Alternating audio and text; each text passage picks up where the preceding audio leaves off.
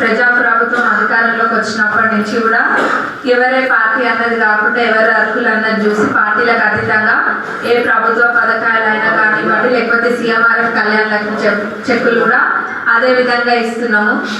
ఇంకా అభివృద్ధి పనులు అన్నీ కూడా మీ అందరికీ తెలుసు. పాలకుర్తి నియోజకవర్గంలో ఇప్పటికే మనం 2000 కోట్లకు పైబడి అభివృద్ధి పనులు ఈ 2 ఏళ్లలో తెచ్చుకున్నామంటే మన నియోజకవర్గం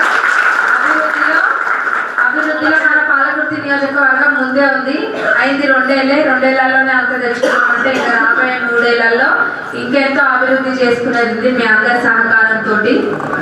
అది రోడ్లే కానివ్వండి, చెక్ డ్యామ్లు, లేకపోతే రిజర్వాయర్, ఇంకా ఎన్నో ఉన్నాయి. ఇట్లా చెప్పుకుంటూ వస్తే సైడ్ రేట్లు అని ఇంకా కూడా ముఖ్యంగా మన పెద్దవంగర మండలికి కావాల్సింది ఏంటంటే ఏవైతే ఆఫీసెస్ రెంటెడ్ దాంట్లో ఉన్నాయో అది ఓన్ బిల్డింగ్స్ అంటే ఇప్పుడు వాటికి బిల్డింగ్ శాంక్షన్ చేయించుకోవాలి మనము.